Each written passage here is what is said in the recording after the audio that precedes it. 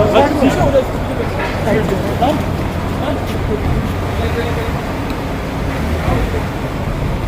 तो मजम्मत कर चुका हूँ। जब समी इब्राहिम साहब पे हमला हुआ था तो मेरे ख्याल आधे घंटे के अंदर अंदर मैंने उसकी मजम्मत कर दी थी। और तमाम जो सहाफ़ी हैं इस दौर में जितने भी हैं 6-7 जिन पर मुकदमे दर्ज हुए हैं मैंने उनकी मजम्मत की है। और जब अरशद शरीफ साहब पे जिस दिन पहले दिन मुकदमा हुआ था और इस्लामाबाद हाई कोर्ट ने उनका रात 11:30 बजे मुकदमा रखा था और श्री मज़ारी साहबा का रखा था, तो मैं वहाँ पे गया था 11:30 बजे रात के।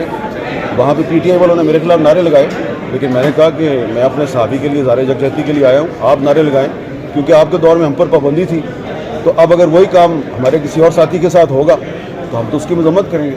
अच्छा सर, आपने अपनी स्पीच में एक बात ये कही है कि जी साथी जो पार्टियों के भी उनके लिए काम कर रहे होते हैं, बेशक उनके लिए करें, लेकिन ये है कि उनकी आज़ादी ज़ाहिर राह में जो भी कोई पार्टी रुकावट आए तो उसके खिलाफ से बोलना चाहिए। आप ये नहीं समझते कि पार्टियों के वो तर्जमान बन के तो यही हमारी जो ये तो अब आप देखिए ना कि वही पिज़्ज़ा साहब ने सारा कुछ बताया। ये मुकदमात वही बना रहे हैं जिन्होंने मुझे गोलियां मारी थी। ठीक है हाँ। ये मुकदमात वही बना रहे हैं जिन्होंने मुझ पर इमरान खान के दौर में पाबंदी लगाई थी और इमरान खान साहब ने एक दफ़ा भी उसकी मजम्मत नहीं की। सर मरियम नवाज कहती है मसला क्या है इन्हें आप जैसे साफियों से मसला क्या है? चाहे मसला ये है कि हम जो है किसी सियासी जमात के तर्जुमान नहीं है। हाँ। तो जब हम सियासी जमात की तर्जुमानी नहीं करते तो उस सियासी जमात का जो मीडिया विंग है या उसके जो टूल्स होते हैं वो हम पे गद्दारी का इल्ज़ाम लगा देते हैं।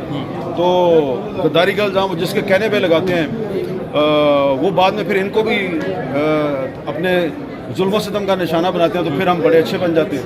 मीर साहब, हम साफ़ी पिस क्यों जाते हैं? जब भी सियासतदान अपनी गुडविल बनाने की कोशिश करता है उन खास हल्कों में पिस जाते हैं, बीच में जो जर्नलिस्ट होते हैं चाहे एक तबका हो या दूसरा तबका, पानी के लिए पीस नहीं, मुझे पानी की ज़रूरत नहीं, पानी की ज़रूरत किसी और को होगी।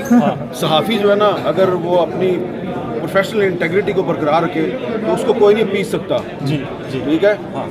आपके दौर में यानी कि पीटीआई के दौर में मेरे पे पाबंदी रही ना, मुकदमात बने ना, कोई पीस सका मुझे? आज खड़ा हूं ना आपके साथ। बहुत शुक्रिया। जिससे 120 अरब रुपए का महीने का नुकसान हो रहा था, उसकी वजह से मुल्क जो था वो मुश्किल में आ गया था, एक डिफॉल्ट की तरफ जा रहा था।